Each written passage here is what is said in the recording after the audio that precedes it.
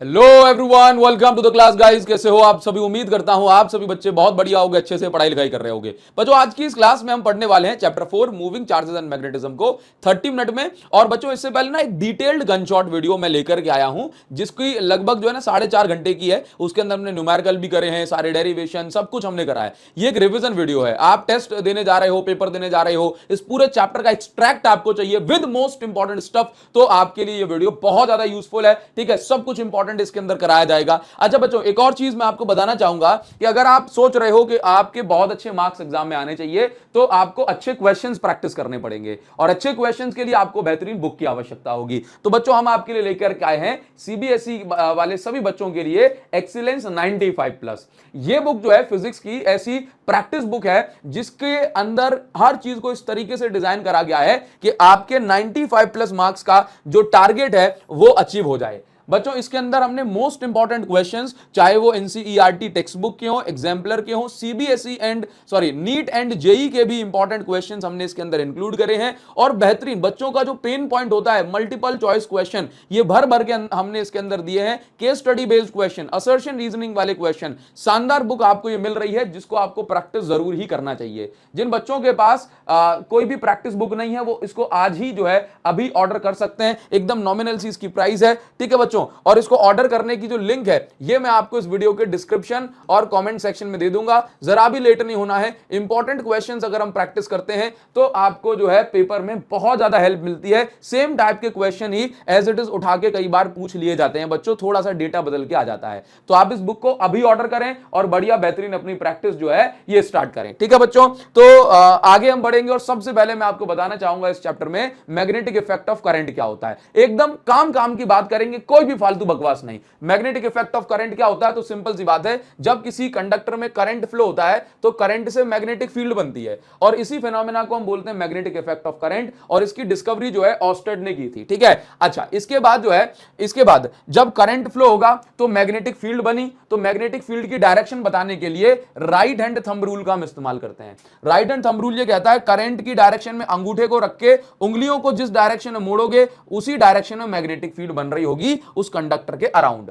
Coil वाले case में आप इसको ऐसे समझ सकते हैं कि जिस डायरेक्शन में कॉइल में करंट फ्लो हो रहा है, उस डायरेक्शन में आप अपनी उंगलियों को मोड़ो, उंगलियों को मोड़ो, अंगूठा जो होगा, अंगूठा वो सेंटर पे मैग्नेटिक फील्ड की डायरेक्शन देगा। जैसे देखो, कॉइल में करंट फ्लो रहा है तो ये भी मैग्नेटिक फील्ड बनाएगा, तो करंट की डायरेक्शन में उंगलियां मोड़ दो, अंगूठा बाहर आ रहा है, मतलब इसके सेंटर से मैग्नेटिक फील्ड लाइन भी बाहर आती हुई दिखेंगी। कॉइल में करंट अगर ऐसे फ्लो हो रहा है तो उंगलियों को ऐसे मोड़ो, अंगूठा अंदर जा रहा है, मतलब इसके सेंटर पे मैग्नेटिक फील्ड लाइन भी अंदर होंगी। ठीक है, अच्छा, तो ये इसको हम बोलते थे right hand curl rule. Fingers current की डायरेक्शन में मोड़ना है, थंब जो है सेंटर पे मैग्नेटिक फील्ड बताएगा। ये आउटवर्ड मैग्नेटिक फील्ड का साइन है और ये इनवर्ड मैग्नेटिक फील्ड का साइन है। ठीक है बच्चों, आगे बढ़ेंगे, और नेक्स्ट जो हमें पढ़ना है दैट इज बहुत इंपॉर्टेंट और काम की बात है। कभी भी इसका डेरिवेशन आपसे एग्जाम में नहीं पूछा जाएगा, बस इसका फॉर्मूला आपको याद होना चाहिए। तो फॉर्मूला मैं आपको पढ़ाता हूं और इस पर बेस्ड क्वेश्चन कैसे पूछे जाते हैं वो पढ़ाता हूं। डेरिवेशन इसका नहीं आएगा बच्चों। ठीक है, अच्छा देखिए, तो जैसे आप लोग एक बात समझते हैं कि जब भी कोई चार्ज मैग्नेटिक फील्ड में घुसता है, लेट्स से ये कौन सी magnetic field? Inward, perpendicularly inward, ये अंदर की ओर मैग्नेटिक फील्ड है। जब भी कोई चार्ज मैग्नेटिक फील्ड में घुसेगा ना, ठीक है, तो उस चार्ज पे क्या लगेगा? बोला फोर्स लगेगा। फोर्स लगेगा तो ये चार्ज ऊपर भी जा सकता है, नीचे भी जा सकता है, मतलब फोर्स लगेगा ही लगेगा जब भी कोई चार्ज मैग्नेटिक फील्ड में घुसेगा। तो बोला कितना फोर्स लगता है? तो उस फोर्स का फॉर्मूला होता है F is equal to Q V cross B. V है वेलोसिटी ऑफ चार्ज, बी है मैग्नेटिक फील्ड। अब अगर मैं इसी को स्केलर फॉर्म में लिखता हूं तो इसको क्रॉस हटाने के बाद हमें मिलता है साइन थीटा, तो फोर्स का फॉर्मूला आ जाता है Q V B sine theta. मतलब जब कोई चार्ज मैग्नेटिक फील्ड में घुसता है वी वेलोसिटी के साथ, तो उस पर कितना फोर्स लगता है? Q V B sine theta. ठीक है बच्चों, समझिएगा। अब इसमें जो है मैक्सिमम और मिनिमम फोर्सेस की कंडीशन आप जो है जरूर से समझिए। ठीक है, तो Q V B sine theta, ये बात क्लियर है? अच्छा ठीक है सर। अब आप यहां पर देखो साइन थीटा, अब देखिए अगर थीटा की वैल्यू 90 डिग्री है, मतलब मैग्नेटिक फील्ड और चार्ज जो है की वेलोसिटी 90 डिग्री पर है ना, तो हम क्या बोलेंगे? साइन थीटा की जगह साइन 90 आ जाएगा और फोर्स बचेगा क्यू वी बी। तो ये मैक्सिमम फोर्स की कंडीशन होती है। ठीक है, मिनिमम फोर्स की कंडीशन क्या है? मिनिमम फोर्स का मतलब जीरो फोर्स कब लगेगा? तो भाई जीरो फोर्स कुछ केसेस में लग सकता है। मान के चलो कि अगर चार्ज जो है 0 डिग्री पे मोशन कर रहा है, यानी कि मैग्नेटिक फील्ड जिस डायरेक्शन में, उसी डायरेक्शन में ही चार्ज आगे बढ़ रहा है, तो जो है इस पे जीरो फोर्स लगेगा, क्योंकि क्योंकि साइन जीरो की वैल्यू जीरो होती है।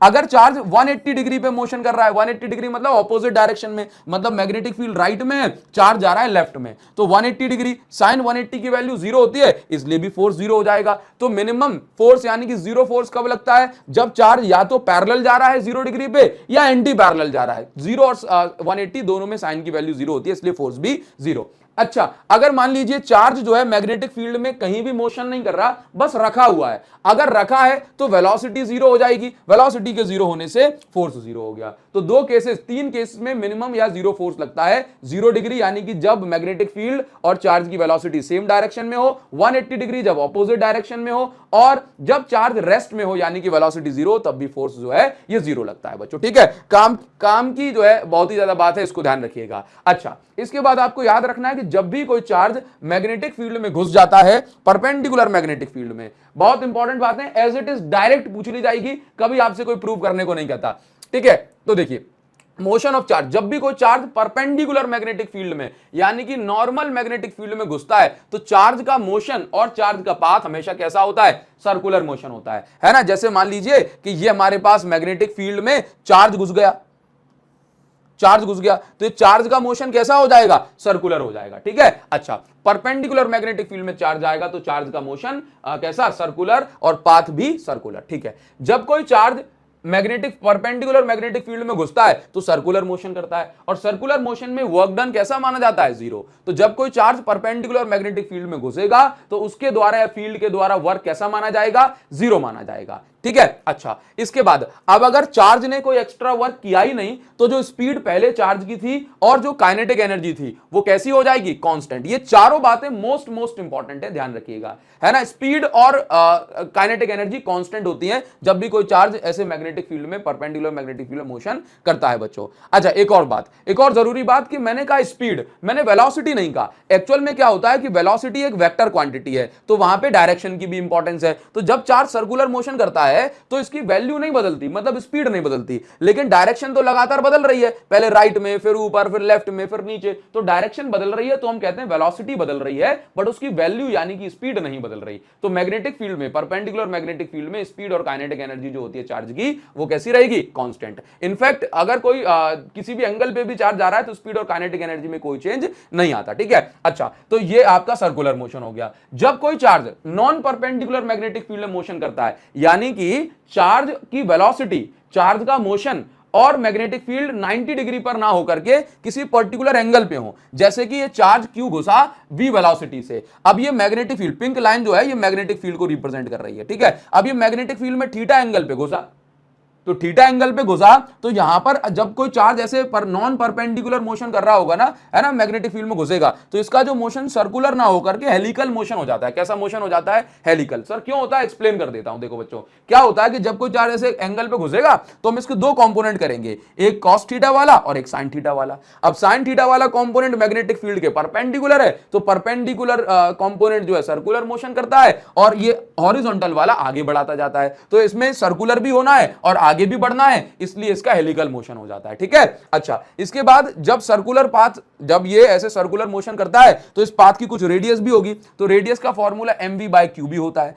टाइम पीरियड भी, यानी कि एक चक्कर पूरा करने में कितना समय लगा, तो 2πm/q भी ये इसका फॉर्मूला होता है। फ्रीक्वेंसी यानी एक सेकंड में कितने चक्कर लगाएगा, तो new is equal to qb/2πm होता है, यानी कि टाइम पीरियड का उल्टा। एक इंपॉर्टेंट नहीं, मोस्ट इंपॉर्टेंट जो है, ये सभी बातें मोस्ट इंपॉर्टेंट है, इसको ध्यान रखेंगे। यहां से एक नंबर का क्वेश्चन खूब पूछा जाता है कि टाइम पीरियड कौन सी क्वांटिटी पे डिपेंड नहीं कर रहा है, तो बोलना कि टाइम पीरियड स्पीड या वेलोसिटी पे डिपेंड नहीं करता। देखो, टाइम पीरियड के फॉर्मूले में नहीं है ये स्पीड और वेलोसिटी। रेडियस की बात करेंगे हेलिकल मोशन में, हेलिकल मोशन में रेडियस क्या होगी, तो भाई देखो, गोल घुमाने के लिए परपेंडिकुलर कंपोनेंट यानी v sin थीटा जिम्मेदार होता है, तो इसी फॉर्मूले में v की जगह हमने क्या लिख दिया? v sin theta. Time period का और फ्रीक्वेंसी का फॉर्मूला सेम रहेगा। इसमें एक कंपोनेंट और आ जाता है पिच।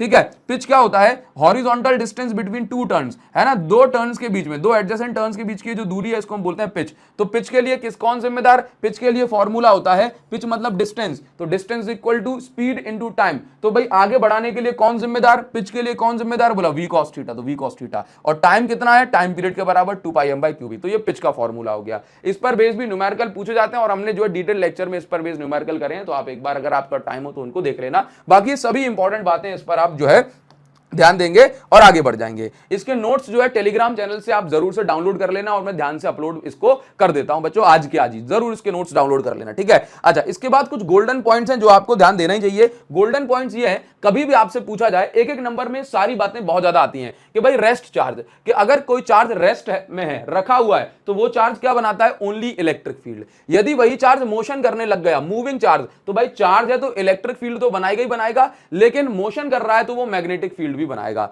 तो मूविंग चार्ज क्या बनाता है, बोला दोनों, इलेक्ट्रिक फील्ड है magnetic field. Sir current carrying conductor क्या बनाता है, तो करंट कैरिंग कंडक्टर सिर्फ मैग्नेटिक फील्ड बनाता है, क्योंकि बच्चों करंट कैरिंग कंडक्टर में कोई नेट चार्ज नहीं होता, इसलिए इलेक्ट्रिक फील्ड नहीं बनाता। और यहां पर एक टर्म होता है जिसको हम बोलते हैं लॉरेंज फोर्स। लॉरेंज फोर्स क्या होता है बच्चों, मान लीजिए कि एक ऐसी जगह है जहां पर इलेक्ट्रिक फील्ड भी प्रेजेंट है और मैग्नेटिक फील्ड भी प्रेजेंट है। अब ये इलेक्ट्रिक फील्ड और मैग्नेटिक फील्ड मिलकर फोर्स लगाएंगे किसी चार्ज पे, है ना, तो जो टोटल फोर्स इलेक्ट्रिक फील्ड और मैग्नेटिक फील्ड के कारण लग रहा है उसी को हम बोलते हैं लॉरेंज फोर्स, है ना। तो force is equal to electric force plus magnetic force. Electric force किसी चार्ज पे कितना, क्यू ही होता है, और मैग्नेटिक फोर्स कितना, क्यू वी क्रॉस बी। तो हमने क्यू कॉमन ले लिया और ये टोटल जो बचा है इसको हम बोलते हैं लॉरेंज फोर्स। और अभी हमें पढ़ना है बायो सावर्ट लॉ। देखिए बायो सावर्ट लॉ क्या होता है कि जैसे कोई भी करंट कैरिंग एलिमेंट है, मतलब कोई भी छोटा मोटा टुकड़ा जिसके कारण जिसमें करंट फ्लो हो रहा है, तो ऑब्वियस सी बात है वो मैग्नेटिक फील्ड बनाएगा, है ना। जैसे मान लो कि ये वायर है, इस वायर में छोटा सा टुकड़ा हमने कंसीडर कर लिया, तो करंट फ्लो हो रहा है तो मैग्नेटिक फील्ड बनाएगा कि नहीं बनाएगा, हाँ सर बनाएगा तो है ही। तो इसकी मैग्नेटिक फील्ड लेट से पॉइंट पी पे हमें निकालनी है। अब पॉइंट पी की दूरी कितनी है, बोला R vector, basically it's displacement, ठीक है। यहां पे कितनी मैग्नेटिक फील्ड बनी, डी। देखो छोटा सा एलिमेंट है तो छोटी सी मैग्नेटिक फील्ड बनेगी, अगर बड़ा एलिमेंट होता तो बड़ी मैग्नेटिक फील्ड को बी लिखते, छोटा एलिमेंट है तो छोटी मैग्नेटिक फील्ड को डी भी लिखा, ठीक है। करंट फ्लो रहा है आई, छोटा सा टुकड़ा हुआ डीएल, तो इस पूरे को मिला के करंट एलिमेंट कहा जाता है आइडियल वेक्टर, ठीक है। आइडियल वेक्टर और आर वेक्टर के बीच में कितना एंगल, थीटा। तो बायो सावर्ट लॉ की हेल्प से हम ये पता कर लेते हैं कि इस छोटे से करंट एलिमेंट के कारण इस पॉइंट पी पे कितनी मैग्नेटिक फील्ड बनेगी, क्लियर। तो dB is equal to mu naught by 4 pi ideal sine theta by R square. Mu naught by 4 pi जो है कांस्टेंट है जिसकी वैल्यू होती है 10⁻⁷ tesla metre ampere inverse. Mu naught होता है परमिएबिलिटी ऑफ फ्री स्पेस, मतलब कोई मीडियम खुद में से कितनी मैग्नेटिक फील्ड लाइन को पास होने देता है। अगर मैं बात करता हूं वेक्टर फॉर्म की, तो वेक्टर फॉर्म इसका इंपॉर्टेंट है, इसको हमेशा याद रखिएगा। वेक्टर फॉर्म इसको इस तरीके से लिखते हैं, dB vector is equal to mu naught by 4 pi ideal vector cross R vector upon R cube. देखो ऊपर आर नहीं था इसलिए ऊपर आर का इंटू कर दिया, तो ऊपर करा है तो फिर नीचे भी करना पड़ेगा, तो इसलिए नीचे बन गया आर क्यूब, ठीक है बच्चों। साइन थीटा को हटाने पे क्रॉस आ जाता है, क्लियर। तो इसका आपको डेरिवेशन अलग से नहीं करना है ना, जरूरत नहीं है, सिर्फ इसके वेक्टर फॉर्म और मेन फॉर्मूले को आप जो है याद रखेंगे, ठीक। इसके बाद जो है ना इस पर बेस्ड काफी जो है इंपॉर्टेंट न्यूमेरिकल सॉरी डेरिवेशन जो है पूछा जाता है। डेरिवेशन क्या है, magnetic field due to current carrying coil at it centre, मतलब एक करंट कैरिंग कॉइल है, ये करंट कैरिंग कॉइल है, इसके सेंटर पे आपको मैग्नेटिक फील्ड निकालनी है, ठीक है। तो कैसे निकाल पाएंगे सेंटर मैग्नेटिक फील्ड, तो देखिए जरा, तो सबसे पहले हम यहां पर ये सीख लेते हैं कि भाई करंट कैरिंग कॉइल है कहां। तो ये करंट कैरिंग कॉइल है, ये सर्कुलर कॉइल है, ये इसका सेंटर हो गया, इस सेंटर पे मुझे मैग्नेटिक फील्ड निकालनी है। तो मैंने कहा देखो करंट गया गया गया गया, यहां गया, ऐसे घूम घाम के आ गया, करंट ऊपर है तो मैग्नेटिक फील्ड कहां है, अंदर, इनवर्ट, करंट की डायरेक्शन अंगूठा, मैग्नेटिक फील्ड इनवर्ट। अब ये जो छोटा सा एलिमेंट आपने मान लिया, इस एलिमेंट को हमने नाम दिया आइडियल वेक्टर। आइडियल वेक्टर और आर वेक्टर यानी कि जो उसकी दूरी है ना, इसके बीच में जो एंगल बन रहा है, ये एंगल कितना है, हमेशा 90 डिग्री। क्यों सर, कभी भी सर्कमफेरेंस से सेंटर तक लाइन जाती है वो हमेशा 90 डिग्री एंगल बनाती है, ठीक है। तो आप यहां पर देखिए 90 डिग्री हो गया, तो थीटा की वैल्यू जरूरत पड़ने पे 90 डिग्री लेंगे। हमें इस कॉइल के सेंटर पे मैग्नेटिक फील्ड निकालनी है, तो बायो सावर्ट लॉ की एप्लीकेशन है। तो बायो सावर्ट लॉ की हेल्प से हमने पहला स्टेप बनाया कि भाई छोटे से एलिमेंट के कारण छोटी सी मैग्नेटिक फील्ड क्या है, dB is equal to mu naught by 4 pi ideal sine theta by R square. Theta की वैल्यू 90 डिग्री होने पर हमने थीटा की वैल्यू 90 डिग्री पुट की, साइन 91 होता है, तो साइन 91 हो गया, तो ये मैग्नेटिक फील्ड की वैल्यू बची। अब हमने क्या है, टोटल मैग्नेटिक फील्ड निकालनी है, तो हमने दोनों साइड इंटीग्रेशन किया, तो mu not I upon R square ये सब बाहर आ गया, डीएल का इंटीग्रेशन होगा। अब क्योंकि डीएल जो है सर्कमफेरेंस पे है, तो सर्कमफेरेंस ऑफ सर्कल जो है इन सबको जोड़ने पे क्या बन जाएगा, टोटल सर्कल। तो सर्कमफेरेंस ऑफ सर्कल होती है 2 पाई आर के बराबर, 2 पाई से 4 पाई कट गया, तो mu not I by 2 R आ गया। यदि कॉइल में total n number of turns होंगे तो यहां पर n का भी इनटू हो जाएगा, तो b is equal to mu naught N I by 2 R. ये काफी इंपॉर्टेंट डेरिवेशन है जिसको आप जो है ध्यान रखेंगे और प्रैक्टिस करेंगे, ठीक है। अच्छा आगे बढ़ जाते हैं और नेक्स्ट आपको सिखाते हैं कि भाई अगर मेरे पास, जैसे अभी हमने कॉइल के सेंटर पे मैग्नेटिक फील्ड निकालना सीखी, अब हम कॉइल की एक्सिस पे मैग्नेटिक फील्ड निकालना सीखेंगे। इसके लिए हमें जरूरत होगी एक कप चीनी की, है सर उसका क्या काम है, अरे उसका कोई काम नहीं है। तो सबसे पहले हम क्या करेंगे कि एक सर्कुलर मैंने रिंग बना ली, है ना। अब ये हम इसका साइड व्यू देख रहे हैं और रिंग की ये हो गई एक्सिस। ठीक है, ये एक्सिस हो गई। ये डिस्टेंस को हमने नाम दिया x और रिंग की रेडियस को हमने नाम दिया a। अब देखो भाई, रिंग में करंट फ्लो होगा तो इस पॉइंट पे या ये पॉइंट एक्सिस पे, इस पॉइंट पे मैग्नेटिक फील्ड निकालनी है। तो मैंने कहा पहले छोटा सा एलिमेंट कंसीडर कर लो। तो लेट्स से एक छोटा सा एलिमेंट हमने कंसीडर किया और ये एलिमेंट को हमने नाम दे दिया IDL। तो IDL और इस एलिमेंट को भी हमने नाम दे दिया IDL। ठीक है, आइडियल वेक्टर, आइडियल वेक्टर। इस एलिमेंट के कारण इस पॉइंट पे मुझे मैग्नेटिक फील्ड निकालनी है। तो हमेशा मैग्नेटिक फील्ड जो होगी वो डिस्टेंस पर 90 डिग्री होती है। जैसे डिस्टेंस ऐसे है तो मैग्नेटिक फील्ड अंदर है ना। तो ये जो है मैग्नेटिक फील्ड, ये डिस्टेंस हो गई, इसको हमने नाम दे दिया R is equal to √h² plus a²। अब डिस्टेंस अगर ऐसे है तो इस पे 90 डिग्री ऐसे थोड़ी ना बनेगा, 90 डिग्री ऐसे बनेगा। ये इसका dB वेक्टर, यानी कि छोटे से एलिमेंट की मैग्नेटिक फील्ड dB ये कहलाई। 90 डिग्री एंगल ये होना चाहिए। ठीक है, ऑल्दो 90 थोड़ा सा बड़ा सा दिखा दिया, लेकिन 90 होगा। ठीक है, यहां पर भी इस एलिमेंट की मैग्नेटिक फील्ड डिस्टेंस पे 90 डिग्री ये होगी, dB वेक्टर। फिर इसके बाद हम क्या बताते हैं, बोला एंगल। तो अगर ये वाला एंगल फाई है, ठीक है, ये वाला एंगल भी फाई है, तो हम क्या प्रूव कर देते हैं कि भाई साहब ये एंगल देखो, बाय ज्योमेट्री ये एंगल फाई, तो इस एंगल को भी फाई माना जा सकता है। तो ये कंपोनेंट dB cos फाई हो जाएगा। फिर इसका नीचे वाले को अब एक कंपोनेंट dB sin फाई हो जाएगा। ठीक है, अच्छा, इसके बाद ना dB cos फाई एक कंपोनेंट नीचे वाले का हो जाएगा और एक कंपोनेंट इसका आगे जो निकलेगा ये हो जाएगा dB sin फाई। तो आप यहां पर क्या देख रहे हैं, आप यहां पर ये देख रहे हैं कि dB cos phi opposite direction में होने के कारण कैंसिल हो जाएंगे, लेकिन dB sin फाई जुड़ जाएंगे। और ऐसे दो कंपोनेंट थोड़ी ना है, ऐसे तो बहुत सारे कंपोनेंट, ये तो हमने दो ही DL बताए हैं। तो अगर मुझे नेट मैग्नेटिक फील्ड निकालनी है तो मुझे क्या करना पड़ेगा, इन सभी dB sin फाई का इंटीग्रेशन करना पड़ेगा। तो अकॉर्डिंग अब dB sin फाई का हम इंटीग्रेशन करेंगे। देखना, सबसे पहले dB की value μ0 ideal sine theta by r²। देखिए यहां पर थीटा नहीं बताया गया, यहां पे फाई बताया है। तो सर थीटा किस किस के बीच का एंगल होता है, थीटा एंगल होता है आइडियल वेक्टर और आर वेक्टर के बीच का। यहां पे आइडियल वेक्टर और ऐसे जा रहा है आर वेक्टर। तो देखने से आपको ये समझ में नहीं आएगा कितना एंगल बन रहा है, क्योंकि बच्चों साइड व्यू है। कैसा साइड व्यू? तो साइड व्यू में जो एंगल है वो इस प्लेनर डायग्राम में नहीं बता पाते हैं अपन। तो ये जो एंगल बनता है ये बनता है theta is equal to 90 degree, क्योंकि साइड व्यू में दिखाई नहीं पड़ रहा। कॉइल ऐसे होती है तो ये कॉइल और इस मार्कर के साथ का एंगल देखा जाता है। ये मार्कर यानी कि आर और ये सरफेस, तो ये दोनों सरफेस के बीच में एंगल 90 डिग्री कहलाता है। ठीक है, तो थीटा की वैल्यू हमने 90 रखी, क्योंकि ये एंगल आइडियल वेक्टर और आर वेक्टर के बीच का है। लेकिन क्योंकि ये डायग्राम साइड व्यू है इसलिए इस डायग्राम में नहीं दिखा हम पा रहे हैं। ठीक है, तो ये एंगल हो गया sin 90, जिससे dB की वैल्यू आ गई इतनी,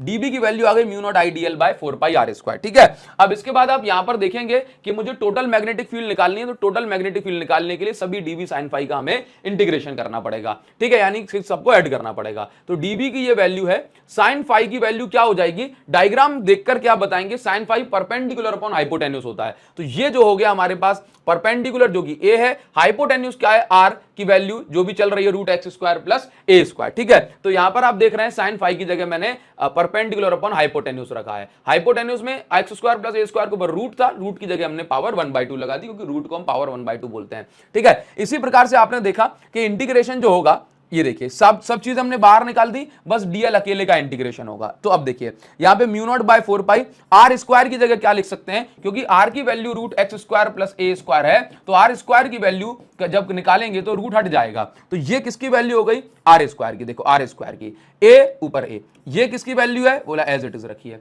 डीएल की value, circumference of circle radius a थी, तो डीएल की वैल्यू 2π आ गई। ठीक है, तो ऊपर जो बच रहा है μ0 बाय 4π, ये सब कैंसिल हो, 2π से ये 4π कैंसिल हो गया, तो ये x² प्लस a² की पावर 1 और 1/2, तो जोड़ के हो गई 3/2। तो ये प्रॉपर जो है आपके पास डेरिवेशन बन गया। मैग्नेटिक फील्ड एक्सिस पे कितनी बनती है, μ0 ia² upon 2x² plus a² की पावर 3/2। ठीक है, तो काफी इंपॉर्टेंट डेरिवेशन होता है ये, मैंने आपको ब्रीफ में इसको समझा दिया है। ठीक है, अच्छा, दोनों कॉइल पर बेस्ड हमने न्यूमेरिकल भी करे हैं, तो उनको भी जो है आप डिटेल वीडियो में जाकर के देख सकते हैं बच्चों। ठीक, अब हम आपको बताने वाले हैं कि magnetic field due to current carrying conductor, इसका आपको डेरिवेशन नहीं करना है। यदि मेरे पास कोई कंडक्टर है और मुझसे कहे कि ये बताओ कि इस कंडक्टर में करंट फ्लो हो रहा है, क्या फ्लो हो रहा है, बोला करंट फ्लो हो रहा है। ठीक है, तो इस करंट के कारण मैग्नेटिक फील्ड कितनी बनेगी, तो मैं पूछूंगा कि भाई पहले ये बताओ कि डिस्टेंस कितनी है। तो मैंने कहा लेट्स से डिस्टेंस d है, तो मैग्नेटिक फील्ड के लिए हमें एंगल बताने की जरूरत होगी। तो let's say this angle is φ1 and this angle is φ2। ठीक है, दोनों एंड से क्लियर। तो अब देखिए, तो फॉर्मूला बनता है μ0 I by 4πd sin φ1 plus sin φ2। ये कैसे है, ये है एक फिक्स लेंथ का अगर कंडक्टर है तो। लेकिन यदि कंडक्टर इनफाइनाइटली लॉन्ग होता है तो सिंपल ये फॉर्मूला हो जाता है, b is equal to mu not I by 2 pi D. ठीक है, mu not I by 2 pi D infinite long conductor के लिए फॉर्मूला हो जाता है। आगे अपन इसको एम्पियर सर्किटल लॉ से डिराइव भी करने वाले हैं। ठीक है, अच्छा, लेकिन इसको आप ध्यान रखेंगे, mu naught I by 2 pi D. इसके बाद मैं आपको दूसरा एक इंपॉर्टेंट डेरिवेशन करवाने वाला हूं। देखिए, हमें एक इंपॉर्टेंट डेरिवेशन यहां पर मिल रहा है। डेरिवेशन का नाम है force on A current carrying conductor in magnetic field. मतलब यदि एक कंडक्टर है जिसमें करंट फ्लो हो रहा है और ये मैग्नेटिक फील्ड में रखा है तो इस कंडक्टर पे फोर्स लगता है, और ये मैग्नेटिक फोर्स कितना होता है उसके लिए हम डेरिवेशन करने वाले हैं। तो सबसे पहले हमने ये मान लिया कि ये मेरे पास एक कंडक्टर है जिसकी लेंथ L है, इसका area of cross section A है। अब इसके अंदर करंट फ्लो हो रहा है जिस डायरेक्शन में, उस डायरेक्शन में मैंने माना IL वेक्टर, और हमेशा करंट की डायरेक्शन में इलेक्ट्रॉन ड्रिफ्ट करते हैं करंट के ऑपोजिट डायरेक्शन में। तो आप देख रहे हैं IL वेक्टर और ड्रिफ्ट वेलोसिटी हमेशा ऑपोजिट डायरेक्शन में मानी। ये जो आप देख रहे हैं ऑरेंज लाइन, ये आपकी जो है मैग्नेटिक फील्ड को बता रहा है। तो ये मैग्नेटिक फील्ड जो है इस IL वेक्टर के साथ थीटा एंगल बना रही है। ठीक है, अच्छा, तो सबसे पहले आप ये देखिए कि इस कंडक्टर पे फोर्स क्यों लगेगा, क्योंकि इसके अंदर चार्जेस यानी कि इलेक्ट्रॉन जो है मूव कर रहे हैं। तो क्योंकि मूविंग चार्ज पे फोर्स लगता है तो ऑब्वियस सी बात है कि इस कंडक्टर पर भी फोर्स लगेगा। ठीक है, तो सबसे पहले मान लीजिए कि अगर मैं कहूंगा एक इलेक्ट्रॉन पे कितना फोर्स, तो भाई फोर्स का formula F Q V cross B। अब देखिए, Q मतलब चार्ज, तो इलेक्ट्रॉन पे कितना चार्ज, बोला माइनस E। इलेक्ट्रॉन किस वेलोसिटी से खिसकते हैं, बोला ड्रिफ्ट वेलोसिटी से, और बी क्रॉस की जगह बी क्रॉस। ठीक है, तो एक इलेक्ट्रॉन पे इतना फोर्स। अब बताइए टोटल नंबर ऑफ इलेक्ट्रॉन्स पे कितना फोर्स, तो भाई टोटल नंबर ऑफ इलेक्ट्रॉन पे कितना फोर्स, तो हमने लिखा कि एक इलेक्ट्रॉन पे यदि फोर्स है F तो टोटल n इलेक्ट्रॉन है फ्री, तो उन पे लगेगा फोर्स n इंटू एफ, है ना, n का इंटू हो जाएगा। अब जो कैपिटल N आप देख रहे हैं इसका फॉर्मूला होता है NaL। हमेशा कैपिटल N मतलब total number of free electron, A into L है वॉल्यूम, और n है 1 सेंटीमीटर क्यूब या 1 मीटर क्यूब में कितने फ्री इलेक्ट्रॉन्स पाए गए। तो 1 मीटर क्यूब में अगर n फ्री इलेक्ट्रॉन है तो टोटल जितना भी वॉल्यूम है उसका इंटू कर देने पे total number of free electrons मिल जाते हैं पूरे कंडक्टर के अंदर। ठीक है, तो कैपिटल N की जगह हम ये लिख सकते हैं, तो हमने वही लिख दिया, कैपिटल N की जगह देखो NaL। ठीक, ये लिखा, और F की जगह ये F की वैल्यू पुट कर दी, E VD क्रॉस B, और माइनस साइन था तो माइनस के कारण जो है ये आगे माइनस आ गया। ठीक है, अब ध्यान से देख के बताइए, क्या आप ये जानते हैं, तो देखो इस F को मैंने थोड़ा सा ऑर्गेनाइज वे में लिख लिया। मैंने क्या किया, L को थोड़ा सा आगे लिख दिया, और ये क्या है NaE VD क्रॉस B, तो NaE VD cross B, NaE VD cross B। ठीक है, इसको मैंने थोड़ा साइड में लिख दिया। आप देखो बच्चों, आप जानते हो कि भाई साहब I इज इक्वल टू क्या होता है, I इज इक्वल टू होता है NeAVD, होता है कि नहीं होता, NeAVD होता है। ठीक है, अब अगर मैं ऐसा बोलूं कि VD, अगर मैं यहाँ पे L का इंटू कर दूं और यहाँ भी L का इंटू कर दूं तो मैं यहाँ पे वेक्टर लगा सकता हूं और यहाँ पे भी वेक्टर। लेकिन हम क्या देख रहे हैं कि करंट की डायरेक्शन और ड्रिफ्ट वेलोसिटी ऑपोजिट डायरेक्शन में, तो लगा दिया माइनस साइन। तो आप जो यहाँ पर देख रहे हो, ये जो आपने यहाँ पर देखा कि माइनस LNeAVD, ये जो आप देख रहे हो ना, इसकी वैल्यू क्या है, ये देखो इसकी वैल्यू क्या है, इसकी जगह आप क्या लिख सकते हो, बोला IL वेक्टर। तो हमने ये जो ऊपर वाली थर्ड इक्वेशन देख रहे हो इसी में पुट कर दिया IL वेक्टर, क्रॉस की जगह क्रॉस और B वेक्टर की जगह B वेक्टर, तो F vector is equal to IL cross B आ गया। ठीक है, अब इसका क्रॉस हटता है तो आ जाता है साइन थीटा। तो कोई भी करंट कैरिंग कंडक्टर है तो उस पर कितना फोर्स लगता है मैग्नेटिक फील्ड में, ILB साइन थीटा। ध्यान रखोगे, मैक्सिमम फोर्स हमेशा 90 डिग्री पर होता है। ठीक है, टेलीग्राम चैनल पे मैं नोट्स इसके जो है डाल दूंगा। अब इसके बाद जो है आप आ जाएं, और नेक्स्ट ये काफी इंपॉर्टेंट डेरिवेशन है ये एग्जाम पॉइंट ऑफ व्यू से। क्या है डेरिवेशन का नाम, क्या, expression for force between two parallel current carrying conductor. काफी इंपॉर्टेंट, मैं इसको बोलूंगा कि भाई दो करंट कैरिंग कंडक्टर हैं तो दोनों मैग्नेटिक फील्ड बनाएंगे, तो दोनों की मैग्नेटिक फील्ड एक दूसरे पे फोर्स लगाएगी, तो वो फोर्स कितना होगा उसके लिए हमें यहां पर डेरिवेशन करना है, क्या, force between two parallel current carrying conductor. ठीक है, तो सबसे पहले आप हमेशा यहां पर एक बात याद रखेंगे बच्चों कि लेट्स से ये करंट फ्लो हो रहा है I1, इसमें करंट फ्लो हो रहा है I2, ये कंडक्टर के दोनों के बीच की डिस्टेंस है D। अब देखना I1 की मैग्नेटिक फील्ड यहां पे बनेगी, कहां, अंदर की साइड, और I2 की मैग्नेटिक फील्ड यहां बनेगी बाहर की साइड। सर यहां पे क्यों देखना है, क्योंकि देखो बच्चों ये सेकंड वाले कंडक्टर पे कभी भी खुद की यानी कि सेकंड वाली मैग्नेटिक फील्ड फोर्स नहीं लगाएगी, हमेशा दूसरे की मैग्नेटिक फील्ड ही फोर्स लगाती है। तो जब पहले पे मैं फोर्स की बात करूंगा तो दूसरे वाले की मैग्नेटिक फील्ड मुझे देखनी पड़ेगी। ठीक है, अच्छा, तो अब इतनी बात हो गई। तो जैसे मान लीजिए कि मैंने यहां पर माना कि दोनों लॉन्ग कंडक्टर हैं तो दोनों की लेंथ को मैंने मान लिया L। ठीक है। अब देखिए हमेशा जब भी फोर्स लगता है ना तो मैग्नेटिक फील्ड किसी और की होती है और बाकी सब कुछ अपना होता है, ठीक है। तो हम क्या करेंगे, एक एक करके जो है दोनों पे फोर्स कैलकुलेट करते हैं। तो सबसे पहले मैंने क्या कहा कि force on conductor 2, let's say दूसरे वाले कंडक्टर पे पहले वाले के कारण कितना फोर्स लग रहा है, ठीक है। तो अब देखिए तो फॉर्मूला क्या है, हमने क्या लिखा F21 यानी फोर्स ऑन 2 ड्यू टू पहला वाला। तो देखिए आप देखेंगे सब कुछ किसका होगा, बोला दूसरे का, क्योंकि हम दूसरे पे फोर्स पता कर रहे हैं। सब कुछ किसका, बोला दूसरे का। लेकिन मैग्नेटिक फील्ड किसकी, बोला पहले की, क्योंकि दूसरे वाले पे कोई और यानी कि पहला वाले की मैग्नेटिक फील्ड से फोर्स बनेगा। फिर हमने आगे ये लिख लिया कि भाई L2 और L1 दोनों की लेंथ सेम है, तो मैंने इसको L2 ना लिखते हुए सिर्फ क्या लिख लिया, L लिख लिया, ठीक है। आप चाहें तो अगले स्टेप में यहां पे L लिख सकते हो, ठीक। इसके बाद हमने क्या किया कि भाई देखिए मैग्नेटिक फील्ड लॉन्ग कंडक्टर की मैग्नेटिक फील्ड फॉर्मूला अभी अभी आपको क्या बताया था, mu not I upon 2 pi D.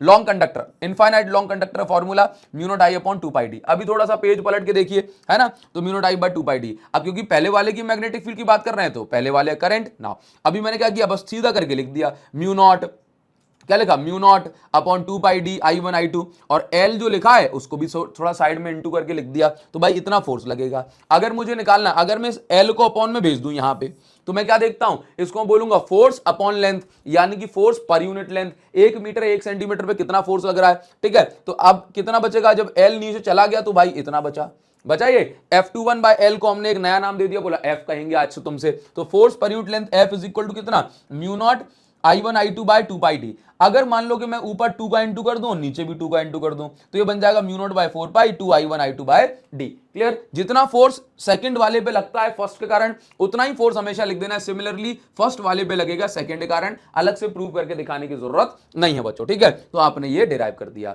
बस एक बात याद रखना है कि सेकंड वाले पे फोर्स निकालो तो मैग्नेटिक फील्ड फर्स्ट वाले की होगी, बाकी सब कुछ सेकंड वाले का। दोनों की लेंथ सेम थी तो हमने L2 L1 की जगह सिर्फ क्या लिख दिया, L लिख दिया। अब क्योंकि लॉन्ग कंडक्टर कारण मैग्नेटिक फील्ड का formula mu not I by 2 pi D होता है, B1 कर रहे हैं तो I1 निकाल रख दिया, बस आपको अरेंज करके हो गया, ठीक है। हमेशा एक बात याद रखिए कि जब भी जो है सेम डायरेक्शन में करंट फ्लो होगा तो हमेशा अट्रैक्शन फोर्स लगेगा, और ये फोर्स कैसा होगा, हमेशा सेम होने वाला है।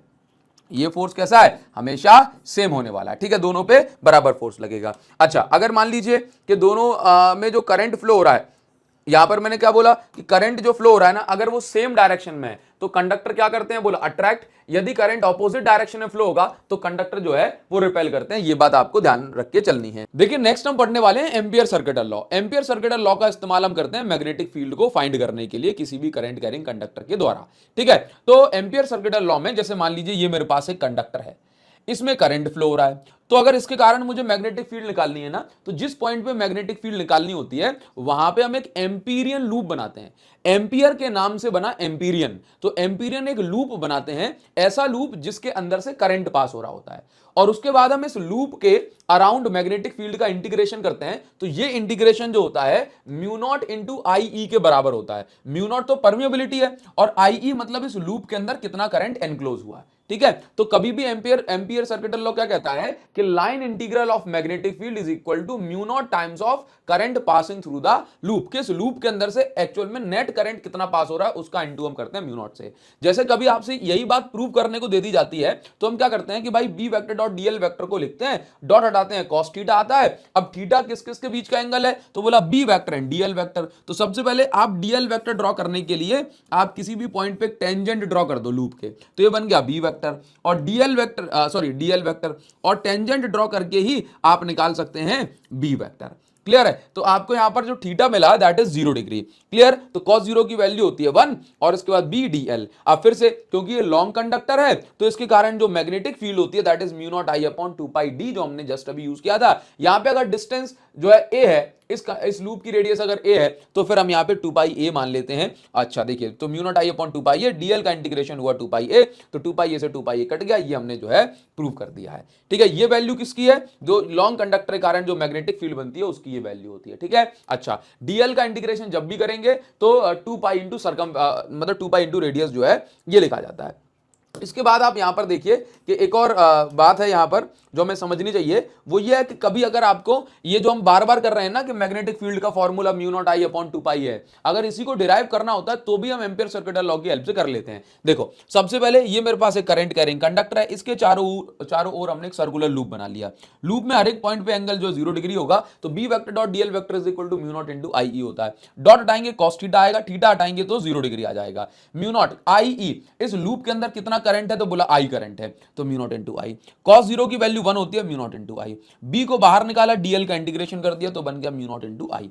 ठीक है, डीएल का इंटीग्रेशन करेंगे तो सर्कमफेरेंस ऑफ सर्कल के बराबर आ जाएगा, तो 2 pi A B is equal to इतना। ठीक है, तो अब 2 पाई ए को अपॉन में भेज दूंगा तो mu not I upon 2 pi ए, ये फॉर्मूला जब से हम यूज कर रहे हैं इसको हमने यहां पर आगे डिराइव भी कर दिया है। अभी देखिए हम पढ़ने वाले हैं गैल्वेनोमीटर। और गैल्वेनोमीटर क्या होता है बच्चों, एक ऐसा डिवाइस है जिसका काम होता है सर्किट में करंट का पता लगाना कि भाई सर्किट में करंट है भी कि नहीं, और ये बहुत छोटा सा करंट भी मेजर कर लेता है जिसको अमीटर कभी भी मेजर नहीं कर पाता। मतलब यदि सर्किट में 10 टू द पावर -6 एंपियर भी करंट है तो उसको गैल्वेनोमीटर मेजर कर लेगा। इसका बहुत सिंपल सा प्रिंसिपल है कि गैल्वेनोमीटर के अंदर एक कॉइल होती है, और कॉइल में जब करंट आता है ना, तो जो आसपास जो मैग्नेटिक फील्ड हम पोल्स की हेल्प से बनाते हैं उसके कारण से ना इस कॉइल पे टॉर्क लगता है। तो कॉइल पे टॉर्क लगेगा तो कॉइल के साथ एक पॉइंटर कनेक्टेड होता है, तो कॉइल घूमेगी तो पॉइंटर भी घूमेगा, तो पॉइंटर जिस ओर दिखाएगा हमें बस वहीं से हम रीडिंग ले लेंगे और पता कर लेंगे भाई कितना जो है करंट इस सर्किट में है। ठीक है, अब देखिए मैं आपको इसकी कंस्ट्रक्शन समझा देता हूं। तो कंस्ट्रक्शन में ना सबसे पहले सबसे अंदर इसके अंदर यूज होता है सॉफ्ट आयरन पीस, यानी कि सॉफ्ट आयरन कोर, जो कि मैग्नेटिक फील्ड की स्ट्रेंथ को बढ़ाता है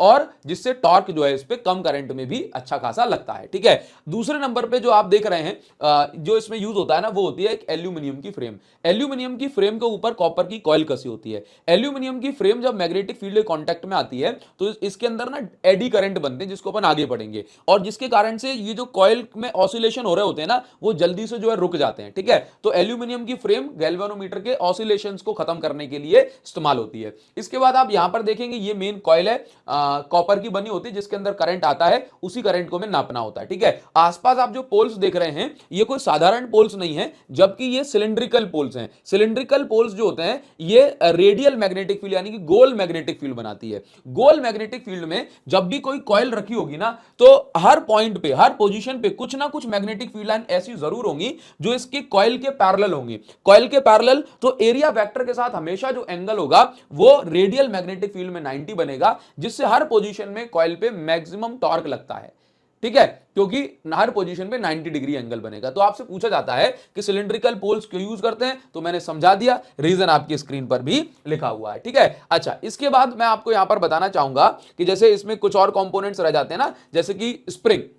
जैसे आप यहां पर देखो कि भाई कॉइल जो है, कॉइल तो घूम रही है, लेकिन कॉइल को रोकने के लिए भी तो कोई चाहिए, है ना। तो यहां पर जो आप स्प्रिंग देख रहे हो ना व्हाइट कलर की, इसको हम बोलते हैं phosphor bronze spring. Phosphor bronze की बनी होती हैं। ये क्या करती हैं, कॉइल जब घूम रही होती है तो उस पर रीस्टोरिंग टॉर्क लगाती है, वापस से उसको जो है अपनी पोजीशन पे लाने की कोशिश करती हैं। और ये जो पूरा सेटअप है ये 2 पॉइंट्स के बीच में फिक्स्ड होता है, इसको हम बोलते हैं पाइवॉट्स। क्या बोलते हैं, पाइवॉट। ठीक है, ये मूविंग कॉइल गैल्वेनोमीटर है। क्लियर। अच्छा, तो हम क्या देखते हैं कि इक्विलिब्रियम, यानी कि जब भी पॉइंटर ये कांटा रुक जाता है तो ऐसे केस में क्या होता है कि देखो जो हमने टॉर्क लगाया NIAB sin 90, तो sin 90 की वैल्यू 1 हो गई। ठीक है, टॉर्क लगाया NIAB, तो ये जो NIAB है किसके बराबर होगा, बोला K फाई के। K क्या है, यहां पर टॉर्जनल कांस्टेंट होता है। टॉर्जनल कांस्टेंट क्या बताता है कि भाई एक एंगल 1 डिग्री घुमाने के लिए कितना टॉर्क लगेगा, वो वैल्यू होती है टॉर्जनल कांस्टेंट। तो K phi is equal to NIAB, यहां पे लिख दिया फाई। अब इसके बाद आप देख रहे हैं K पहुंच गया अपॉन में, तो NAB बाय K, या आप इसको आप कांस्टेंट मान लो। क्या मान लो, NAB बाय K को आपने क्या मान लिया,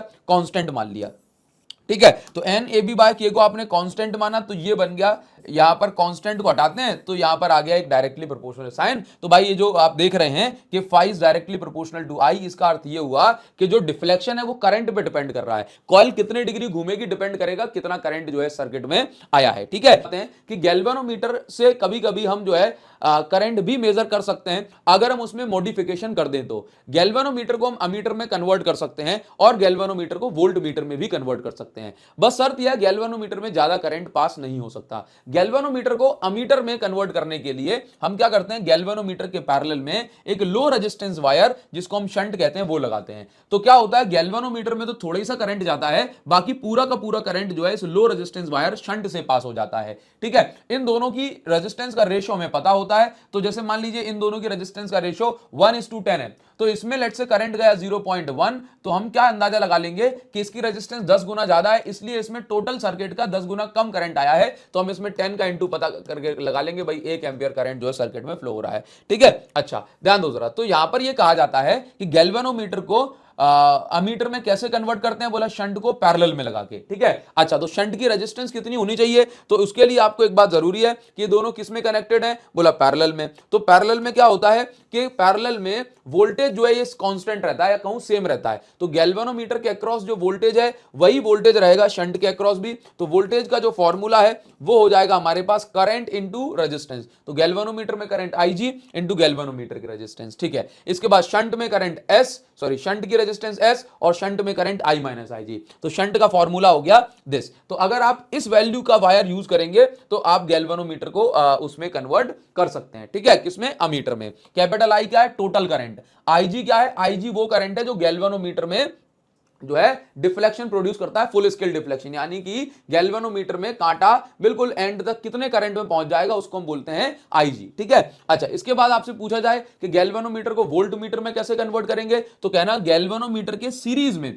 अगर मैं एक हाई रेजिस्टेंस वायर लगा देता हूं तो गैल्वेनोमीटर वोल्टमीटर में कन्वर्ट हो जाता है। ठीक है, तो देखिए तो ये वोल्टेज कितना बताएगा, तो देखो वोल्टेज अब देखो करंट कितना IG, वोल्टेज कैसे निकालते हैं, करंट इंटू रेजिस्टेंस। तो इसमें करंट IG इंटू उसकी रेजिस्टेंस, इसमें करंट IG इंटू उसकी रेजिस्टेंस, क्योंकि दोनों सीरीज में तो करंट भी दोनों में सेम होगा। तो हमने यहां पर जो है V अपॉन इस तरीके से हमने कैपिटल R की वैल्यू निकाली और ये वोल्ट मीटर में कन्वर्ट जो है बच्चों हो गया। ठीक है, तो आपको यहां पर मोटी मोटी बातें जो है याद रखनी है, तो आपका सारा काम हो जाएगा। डिटेल में अगर आपको हर एक टॉपिक के न्यूमेरिकल्स करने हैं तो आप जो गन शॉट हमने बना के रखा है 4.5 घंटे का, उसको भी आप देख सकते हैं, तो आपका सारा काम जो है विद न्यूमेरिकल हो जाएगा। ठीक है बच्चों, तो आज के लिए बस इतना ही। तब तक के लिए आप नेक्स्ट वीडियो का जरूर से वेट करें, और जो हमारी बुक है ना, एक्सीलेंस 95+, आप इसको अभी ऑर्डर कर दो सो दैट ये 2-3 में आपके पास तक पहुंच जाएगी, और आप बढ़िया बेहतरीन क्वेश्चंस का कलेक्शन प्रैक्टिस के लिए बहुत जरूरी होता है, यह आपको मिल जाएगा विद सॉल्यूशन। तो आप इसको जरूर से जो है ऑर्डर करें, प्रैक्टिस करें। तो मिलते हैं बच्चों आपसे नेक्स्ट वीडियो में, तब तक कमेंट सेक्शन में मैं आपका वेट कर रहा हूं गाइस, कमेंट सेक्शन में आपका वेट कर रहा हूं। Thank you.